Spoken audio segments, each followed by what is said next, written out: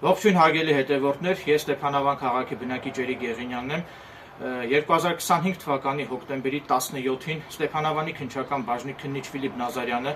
Լոռու մարզի ընդհանուր իրավասության դատանի դատավոր Տարոն Թադևոսյանի ապօրինի որոշմամբ խուզարկություն է կատարել իմ բնակարանում ինչ-որ տեսանյութեր հայտնաբերելու նպատակով, մինչդեռ իմ բնակարանում կատարված խուզարկության արդյունքում դատանի որոշման մեջ հիշատակված այդ ենթադրյալ հանցագործությանն առնչվող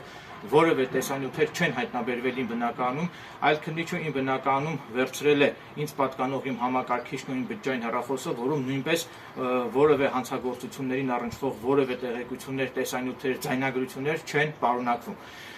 Նաև նշեմ, որ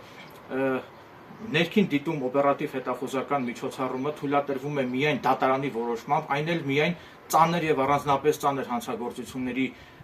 դեպքերով, ասեմ, որ ներքին դիտումը դա այն է, երբ որ մարդու բնակարանում գաղտնի հետևում են մարդուն կամ մարդու բնակարանում գաղտնի տեսաձայնագրող սարքեր են տեղադրում, այլ կերպ ասած ժուչոկ են տեղադրում, եւ ես լուրջ կասկածներ ունեմ, որ հնարավոր է այդ խուզարկության տակ քողարկված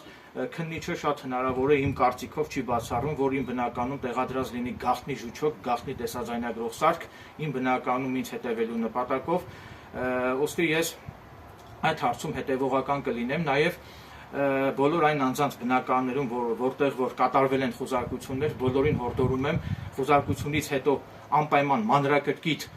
զննել ձեր բնակարանները, որպեսզի տեսնեք, թե խուզարկության արդյունքում քննիչների կողմից ձեր բնակարաններում արդյոք տեղադրվել են